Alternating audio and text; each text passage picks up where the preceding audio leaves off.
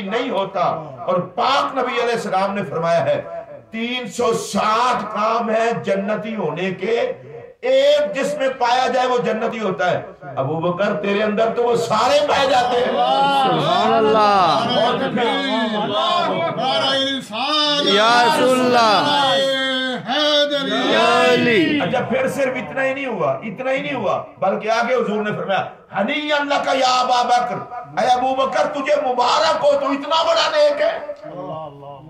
ایک بندہ وہ ہے جسے میں کہوں کہ یہ نیک ہے، ایک وہ ہے جسے آپ کہیں نیک ہے. ہمیں تو نہیں پتا کتنا نیک ہے، کوئی چلو دوستی میں بھی کہہ سکتا ہے بندہ، یاری میں. اور ایک وہ ہے جس کو میرا نبی کہے، جس کو میرا نبی کہے اور حضور کی زبان پر سوائے جج کے جائے اور الٹا حضور مبارک بھی دے. 360 کام ہیں وہ سارے کے سارے تیرے اندر پائے جاتے ہیں.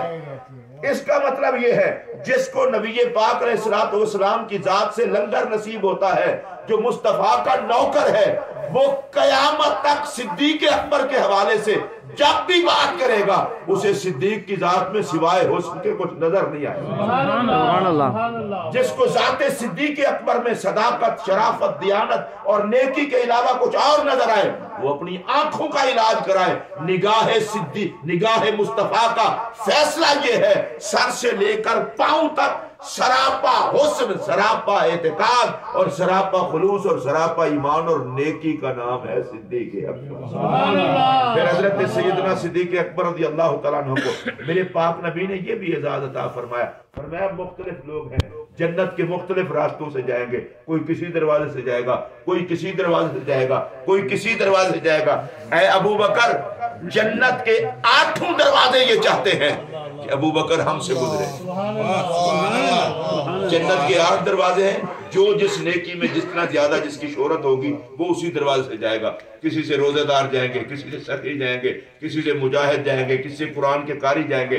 میرے پاک نبی نے فرمایا ابو بکر جنت کے 8 دروازوں کی خواہش یہ ہے کہ ابو بکر ہم سے گزرے. اب اس کا مطلب یہ ہے کہ صدیق اکبر کی وہ ذات کریمانہ ہے جس سے جنت کا ہر دروازہ بھی پیار کرتا ہے، جو میرے آقا کا محبوب ہے، جو میرے اللہ کا پیارا ہے.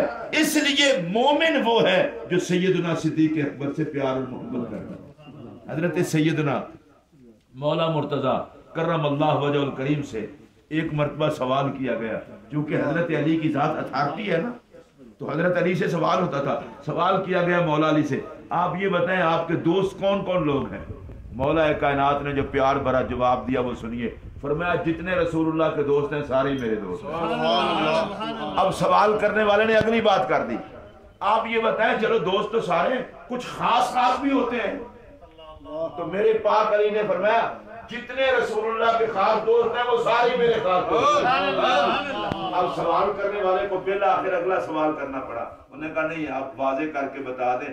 اخبرنا عن ابی بکر، آپ یہ بتائیں کہ آپ ابو بکر کے بارے میں کیا کہتے ہیں. حضرت سیدنا مولا مرتضیٰ نے جواب دیا، اچھا ذاک عمران، اتنا بڑے بندے کے بارے میں پوچھ رہے ہو.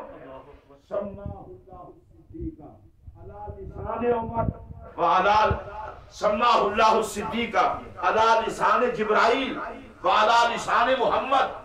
ابو بکر تو وہ خوش قسمت آدمی ہے جس کا نام صدیق جبرائیل اور مصطفیٰ کی زبان پر خدا نے رکھا ہے. تو میں بھی انہیں صدیق کہتا ہوں، اللہ انہیں صدیق کہتا ہے، جبرائیل انہیں صدیق کہتے ہیں اور نبی کے پاک انہیں صدیق کہتے ہیں. اور اس کے بعد آپ نے فرمایا سن لو، نبی پاک نے انہیں ہماری نماز کا امام بنایا تھا، ہم نے اپنی دنیا کا بھی امام انہیں بنا لیا ہے. علی ہمارے دین، علی پاک کہتے ہیں صدیق ہمارے دین کے بھی امام ہیں، دنیا کے بھی امام ہیں. اور پھر حضرت مولا مرتضیٰ سیدنا صدیق اکبر رضی اللہ تعالیٰ کو کہتے تھے قدمک رسول اللہ، اے ابو بکر آپ کو مصلی پہ کھڑا کیا ہے حضور نے. فمن الذی یؤخرک، میں ابو بکر دیکھوں گا آپ کو پیچھے ہٹاتا کون ہے. بھئی مصلی نبی دیں، پہرا علی دیں، اس امام کا نام ہے صدیق اکبر. سبحان اللہ.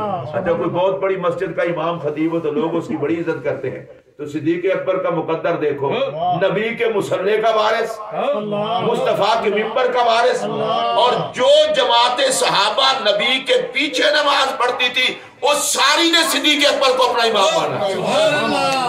میں مسجد میں بیٹھ کر کے یہ بات کہنے لگا ہوں، قرآن اور سنت کی روشنی میں جس جماعت صحابہ کا سب سے اونچا بلند اور بالا مقام ہے، اس ساری جماعت نے جس شخصیت کو اپنا امام مانا ہے، اس ذات کا نام ہے سیدنا صدیق اکبر رضی اللہ عنہ۔ تو ہمیں جمعۃ المبارک کے موقع پر اور آج صدیق اکبر کی بارگاہ میں نذرانہ عقیدت پیش کرتے ہوئے اس بات کو ذہن نشین کر لینا چاہیے، ایمان صرف اسی کو نصیب ہوگا مرتے وقت جس کو نبی پاک کے جماعت صحابہ کا ادب نصیب ہوگا۔ کسی ولی کا بے ادب بھی اس کا ایمان نہیں بچتا، تو کوئی ولی تو صحابی کے مقام کو پہنچ ہی نہیں سکتا۔ اہل اسلام پر ضروری ہے نبی کے صحابہ کا ادب، نبی کی اہل بیت کا ادب، حضور کی امت کے اولیاء کا ادب۔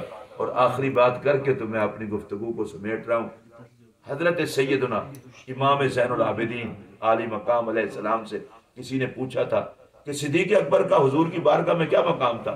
فرمایا جو آج ہے، اللہ کرے کہ ہم سب گنبد خضرا حاضر ہوں اور یہ کرونا کی وبا سے اللہ پوری دنیا کو نجات عطا کرے۔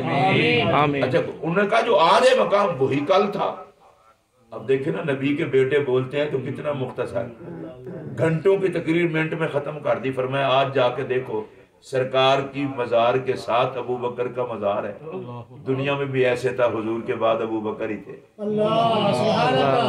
میرے نبی نے آج بھی قبر انور میں اپنے ساتھ سلایا ہوا ہے، اور آج بھی جو بندہ گنبد خضرا پر جاتا ہے نبی پاک کو سلام کرنے کے بعد دوسرا سلام صدیق اکبر کو کرتا ہے، گنبد خضرا اسے سمجھا دیتا ہے حاضر ہونے والے تجھے پتا چل گیا ہے نبی کے بعد ابو بکر کا مقام ہے۔ آپ اس بات کو کبھی سمجھیں، آپ کسی بڑے بزرگ کو ملنے جاتے ہیں تو اس کو مل کے بندہ بیٹھ جاتا ہے، اور اگر وہاں کسی دوسرے کو بھی سلام کریں تو اس کی اہمیت ہے نا جس کو سلام۔ مجھے لگتا یہ حضور نے ابو بکر کو ساتھ سلا دیا، فرمایا ادھر لیٹو، جو مجھے سلام کرنے آئے گا آنکھوں کے سامنے تجھے بھی سلام کرواؤں گا۔ اور خوش نصیبی آپ دیکھیں، جو گنبد خضرا کو آج بھی ایمان کی حالت میں دیکھ لے، اللہ ہر کسی کو زیارت عطا کرے، اسی پر اسے موت آئے، حضور نے فرمایا اس کی سفارش میں کروں گا۔ جو گنبد خضرا کو دیکھ لے اس کی سفارش تو حضور کریں گے، اور جسے نبی نے ساتھ لٹایا ہوا ہے، اور حضرت عمر کو بھی ساتھ لٹایا ہوا ہے، تو بھائی یہ تاریخیں شریفیں نہیں چلیں گی۔ جو نبی کو پیارا ہے وہ امت کو بھی پیارا ہے، جو حضور کے ساتھ لیٹے ہیں وہ آقا علیہ السلام سے محبت کرتے ہیں، امت ان سے پیار کرتی ہے۔ اور میں مسجد میں بیٹھ کے کہہ رہا ہوں جس کا ایمان کامل ہے وہ تو مدینہ پاک کی پاک مٹی کا لحاظ کرتا ہے، تو جو نبی کے پہلو میں لیٹے ہوں وہ صدیق اکبر کے شان کے مالک ہیں۔ آج جب ہم حضرت سیدنا صدیق اکبر کا ذکر کر رہے ہیں، اس کا مطلب کسی کا دل دکھانا نہیں، اپنے رب رسول کو خوش کرنا ہے۔ مومن وہ ہے جس کا دل نبی کے صحابہ کے بارے میں صاف ہے۔ اگر حضور کے صحابہ کے بارے سے کسی کا دل صاف نہیں، اس کا کوئی عمل رب کی بارگاہ میں مقبول ہی نہیں ہوگا۔ ہم تک دین ان کی وجہ سے پہنچا ہے۔ جو بندہ نمک حلال ہے وہ نبی کے صحابہ کا وفادار ہے۔ قرآن ہم تک پہنچا، یہ سارا دین ہم تک پہنچا، حدیثیں ہم تک پہنچی۔ ہم 14ویں 15ویں صدی میں پیدا ہو کر جن سے لنگر کھائے انہی کا حیا نہ کریں۔ اور صدیق اکبر اس پوری جماعت صحابہ کے قائد اور لیڈر کا نام ہے۔ نبی پاک صلی اللہ علیہ وسلم کو صدیق پاک سے اتنی محبت تھی جس کو لفظوں میں بیان نہیں کیا جا سکتا۔ محبوب خدا تھے جناب صدیق اکبر رضی اللہ تعالیٰ عنہ۔ گنبد خضرا میں جس شخصیت کو سرکار کے ساتھ قیامت تک سلامیاں نصیب ہو رہی ہیں وہ ذات صدیق اکبر کی ہے، اور ان کے ساتھ جناب فاروق اعظم کی ذات ہے۔ اور ہم کتنے مقدر والے ہیں، نبی کے صحابہ کے بھی نوکر، نبی کی اہل بیت کے بھی نوکر۔ ایک گزارش یہ کروں گا، سیدنا صدیق پاک نے کہا تھا کہ حضور میرے اندر بھی کوئی نیکی پائی جاتی ہے، آج جمعہ کے اس مبارک موقع پر میں بھی یہ چاہوں گا میں اور آپ سارے اپنے گریبان میں جھانکیں، یار ہمارے اندر بھی کوئی چیز ایسی ہے جو مرنے کے بعد رب کی بارگاہ میں پیش کر سکیں۔ اپنی نمازوں پہ غور کریں، اور ایک حدیث پاک اگر آپ محسوس فرمائیں تو بھی میں سناؤں گا، نہ فرمائیں تو بھی۔ بخاری شریف کی حدیث ہے، حضور علیہ السلام فرماتے ہیں جس بندے کی نماز اثر رہ جائے نہ پڑھے نماز اثر نہ پڑھے، وہ یوں سمجھے میرے اہل و عیال بھی جل گئے، میرا سارا مال بھی جل گئے، نہ گھر بچا نہ خاندان بچا۔ میں دوبارہ کہنے لگا ہوں، حضور فرماتے ہیں صرف عصر کی نماز جو نہ پڑھے، عصر کی نماز ضائع کر دے، وہ سمجھے میرے گھر کو بھی آگ لگ گئی اور میرا خاندان بھی سارا جل گیا۔ میں پوچھنا چاہتا ہوں، آج گریبان میں جھانکے حضور کی اس حدیث کو دیکھ کر ہم جلے ہوئے ہیں یا بچے ہوئے ہیں؟ ہم بڑی ترقی سمجھتے ہیں، بھی کس بات کی ترقی؟ ترقی تو وہ ہے جس کی تصدیق میرا نبی کرے۔ اور ایک اور حدیث بھی اس کے ساتھ سن لیں، سرکار نے فرمایا میرا جی چاہتا ہے میں صبح کی نماز مصلی پہ کسی اور کو کھڑا کروں اور جا کے آگ لگا دوں ان گھروں کو جن گھروں میں لیٹے ہوئے لوگ صبح کی نماز نہیں پڑھنے آتے۔ اچھا مجھے ایک بات بتائیں، جس گھر کو نبی اپنے ہاتھ سے آگ لگائے وہ کسی عاشق رسول کا گھر ہوگا؟ ہم ادھر بڑے دعوے کرتے ہیں ہم رسول کے عاشق ہیں جی، ہم یہ ہیں وہ ہیں، اور خدا کے بندے یہاں چلو اور مجبوری ہیں، اب مسجد میں نہیں آ سکتے، گھر میں تو پڑھیں۔ ہماری نمازیں اگر چٹ ہو گئیں تو عشق کس بات کا؟ حضور تو فرماتے ہیں جس کی عصر کی نماز گئی وہ سمجھے میرے گھر کو آگ لگ گئی، میرے مال کو آگ لگ گئی، اور ہم کہتے ہیں ہم ترقی کر رہے ہیں۔ تو نبی جس کو ترقی نہ سمجھے وہ ترقی ہوتی ہے؟ ہم مسلمان ہیں، ہماری ترقی کے فیصلے نگاہ محمد کرتی ہے۔ اور صدیق اکبر کا درس کیا ہے؟ سب کچھ کر کے بھی آقا سے پوچھتے ہیں حضور میرے اندر بھی تو پائی جاتی ہے؟ اور ہم اپنے آپ کو جھانکیں، ہمارے اندر بیماری یہ پڑ گئی ہے، اپنے آپ کو ٹھیک سمجھتے ہیں، دوسرے کو ٹھیک نہیں سمجھتے۔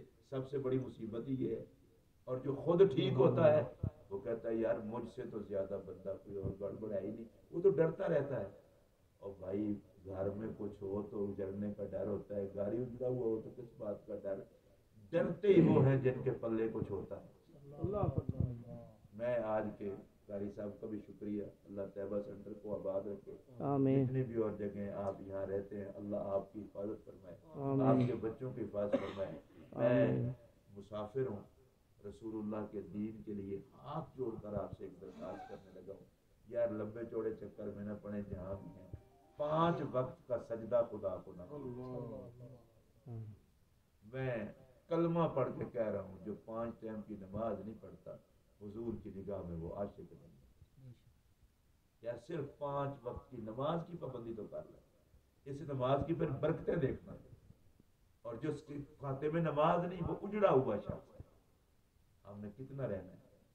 آپ دیکھیں فیس بک کھولیں، نوجوان لوگوں کی روزانہ نئی خبریں، تو کیا ہم نے نہیں مرنا؟